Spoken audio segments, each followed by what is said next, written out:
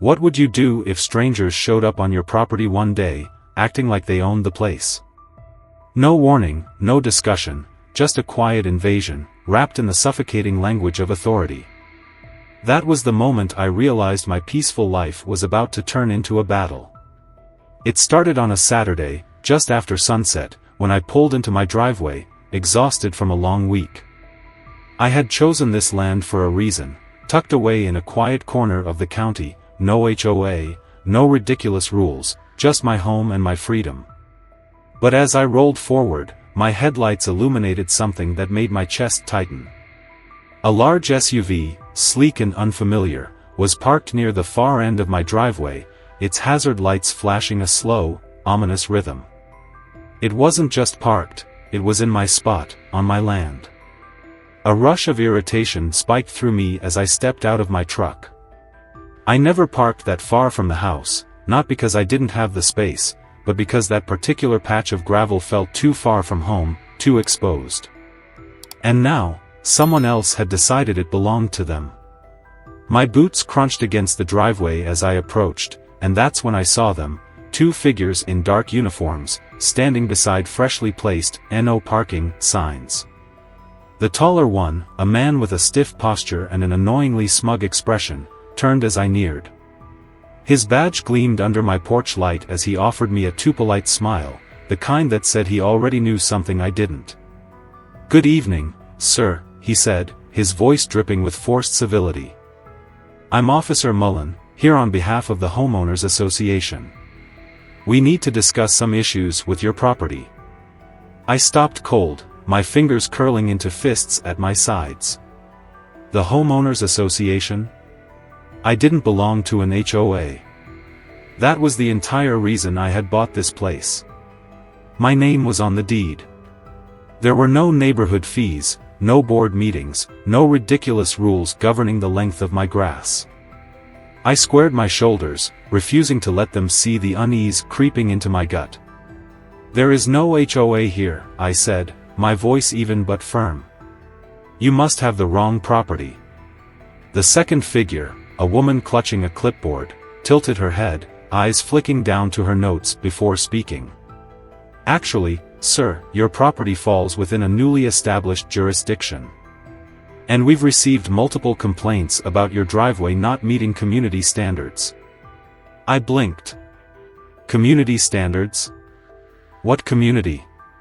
The nearest neighbor was 2 miles away, and the last time I checked, no one was running a suburban utopia out here. My jaw tightened. "I don't know who you think you're dealing with, but I don't pay HOA fees, and I sure as hell don't follow rules you made up." Mullen let out a slow exhale, shaking his head like he had already heard this argument a dozen times before. Without another word, he reached into his jacket and pulled out a thick envelope, thrusting it toward me. I hesitated before snatching it from his hands. The moment I felt the weight of the paperwork, my stomach sank. These weren't just empty threats. They had come prepared. I tore it open and scanned the pages. Violations. Fines. Property adjustments. They were claiming my driveway was public access land. That no parking signs had been placed for community safety. That I was obligated to comply. Obligated? On my own property? The realization hit me like a hammer to the chest. This wasn't some clerical mistake. This was a deliberate act. I looked up, heart pounding, my grip tightening around the papers. "You're telling me," I said slowly, "that you put up signs on my property, without asking, and now you're threatening me with legal action if I don't follow rules that don't apply to me?" Mullen smirked. That damn smirk. "We were instructed to do so," he replied coolly, stepping closer. "And if you don't comply, we will escalate further." Escalate? My pulse throbbed in my ears. "What are you gonna do? Bulldoze my driveway?" The clipboard woman, Rebecca Holt, as I later learned, tilted her chin up, her tone growing icier. "The HOA is expanding its reach, Mr. Carter. If you refuse to abide by the guidelines, legal action will be taken." We strongly recommend cooperation. I glanced at the no parking signs, freshly planted in the gravel like gravestones. The message was clear. This wasn't about rules. This was about control. And just like that, I knew one thing for certain. They weren't going to leave. And neither was this fight. I barely slept that night. Every time I closed my eyes, I saw the smug look on Officer Mullen's face, the sharp edge of Rebecca Holt's voice as she warned me about legal consequences. The no parking signs outside my window stood like a silent threat, a reminder that my land was no longer mine alone. By dawn, I had made up my mind. I needed answers. The first stop was the county records office. I wasn't about to sit back and let a group of bureaucratic vultures claim ownership over my home. As I drove into town, gripping the thick stack of violations they had handed me, my mind raced. I had never signed anything. There was no contract, no agreement, no loophole that should have allowed them to claim authority over my land. This had to be a mistake, an overreach that would crumble the second I put it under scrutiny. The county office was an aging building, its flickering fluorescent lights doing little to soften the irritation bubbling under my skin. I stepped up to the counter, dropping the paperwork in front of a tired-looking clerk. I need confirmation that my property is private and not under any HOA jurisdiction, I said, doing my best to keep my voice steady. She adjusted her glasses and started typing, her long nails clacking against the keyboard. A minute passed. Then two. Her brows knit together slightly, and she leaned in, squinting at the screen. Your address is 1740 Ridge Lane. I nodded, impatience creeping in.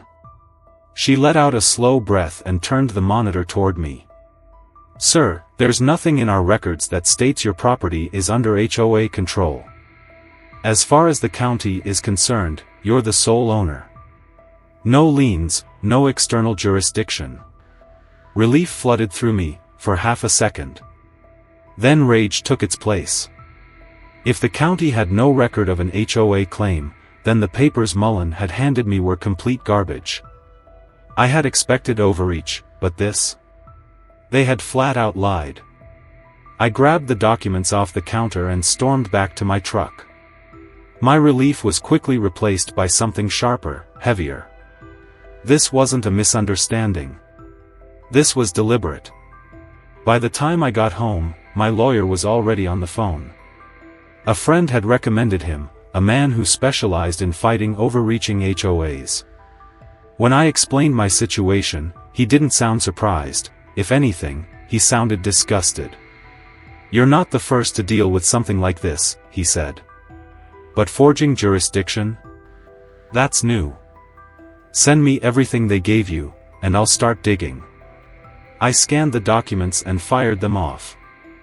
I was gearing up for a fight, but I had no idea how fast the HOA would strike back.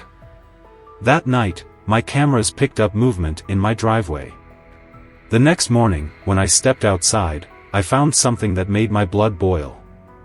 2 more no parking signs had appeared, closer to my house this time. And in front of them, a sleek black SUV, blocking my driveway entirely. I clenched my jaw, my fists curling. They weren't just trying to control my land. They were trying to trap me in my own home. I stood in my doorway, staring at the black SUV parked across my driveway like a barricade. The nerve. The sheer audacity of it. They weren't even trying to hide their intentions anymore. This wasn't about enforcing rules, this was a deliberate show of power. A message. You will comply, or we will make your life hell. I pulled out my phone and checked the security footage from the night before. 3:17 a.m. The same SUV had rolled up, its headlights briefly flashing against my porch before the driver cut the engine. 2 figures emerged, both wearing the telltale HOA-issued polo shirts. They took their time, driving the new no parking signs into my land, positioning them closer than before. Then, just as casually, they left the SUV right in the middle of my damn driveway. I felt my pulse pound in my ears. This wasn't just intimidation anymore. They were escalating. I dialed my lawyer, barely able to keep my voice even as I explained the situation. He let out a low curse. They're testing you. Seeing how far they can push before you either back down or snap. Document everything, every sign, every instance of trespassing. This isn't about a fine anymore. This is harassment. Harassment. That word settled deep in my gut. He was right. I took his advice and spent the next few hours gathering evidence. I measured the placement of the signs, took time-stamped photos, and logged every instance of HOA interference from the moment Mullen and Rebecca first showed up. I even noted the make and model of the SUV, in case I needed to report it for trespassing. But the real turning point came later that afternoon, when I checked my security feed again, this time, from the night before last. What I saw made my stomach drop. A group of 4 people, all in HOA gear, standing in my driveway, passing out documents. They were using my property as a meeting spot. I zoomed in on the footage, heart pounding. Karen was there. Right in the center, gesturing toward my house as she spoke. I turned up the volume, straining to hear through the faint crackle of the microphone. Not worried about legal action. He'll get tired eventually, and when he does, we'll handle the rest. I rewound, listening again. My hands tightened into fists. Handle the rest. What the hell did that mean? I didn't care. I had them now. I uploaded the footage online, posting it to a local homeowners forum with a clear caption, "Why is the HOA meeting on MY property?"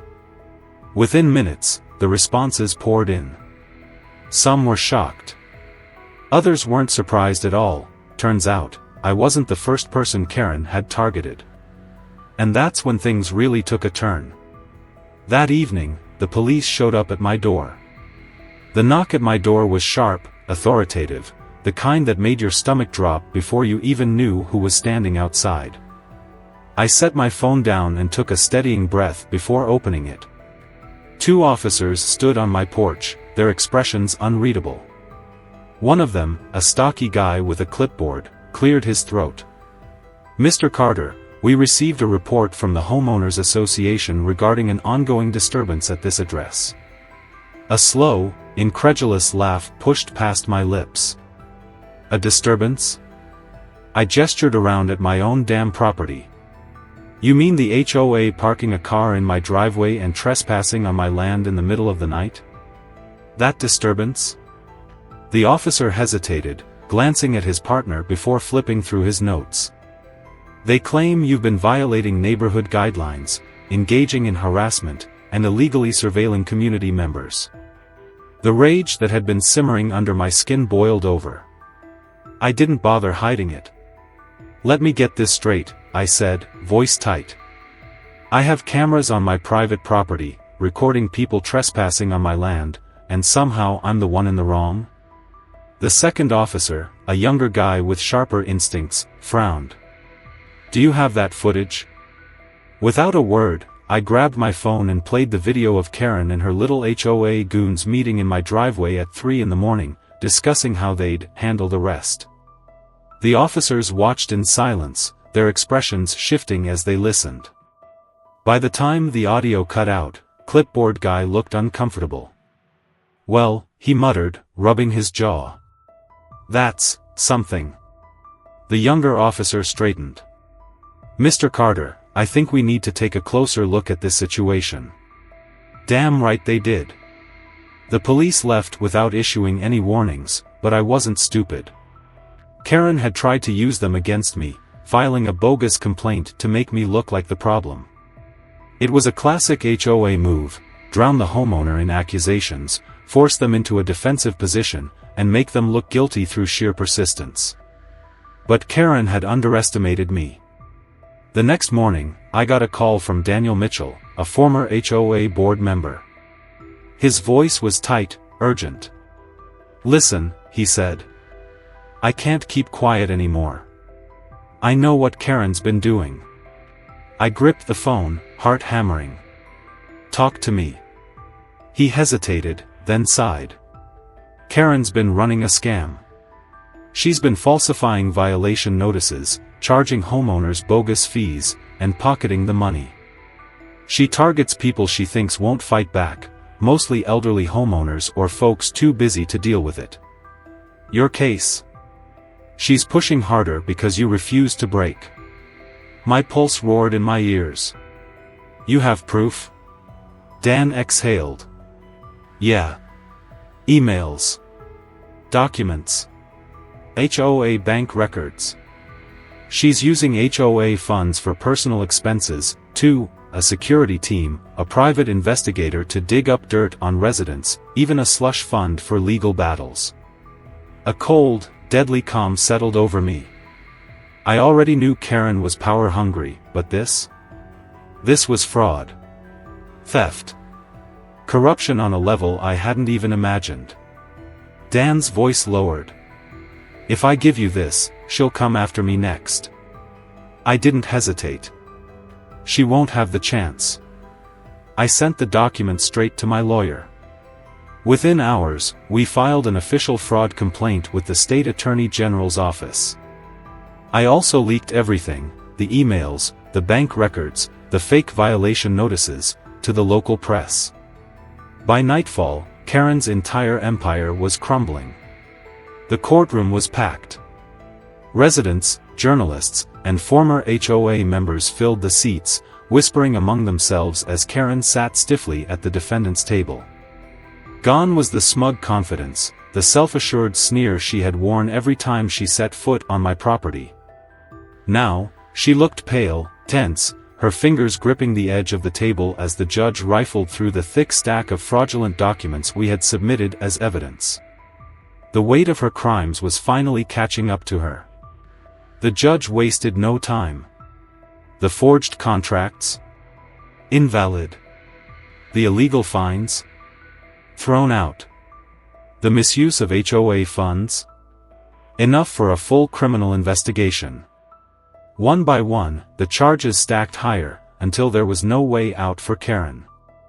The HOA board, once blindly following her orders, had turned against her to save themselves. The moment the judge ruled that the HOA had no authority over my land, I saw the last bit of fight drain from Karen's eyes. She had lost. But the real victory came after. With Karen removed and facing legal consequences, the HOA itself collapsed. Residents who had once lived in fear of sudden fines and impossible rules came forward, exposing years of extortion, forged violations, and harassment. The state launched an official audit of HOAs across the county, forcing new transparency laws that stripped them of unchecked power. My case had set a precedent. No more would homeowners be bullied by bureaucrats drunk on control.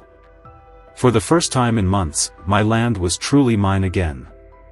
The signs were gone, the threats had stopped, and my driveway, my property, stood untouched, just as it should have been from the start. But the battle had changed me. I had learned the hard way that peace wasn't something you could take for granted. It had to be defended. And as I stood on my porch, watching the sunset over my hard-won freedom, I knew one thing for certain: no one would ever try to take it from me again. But what about you?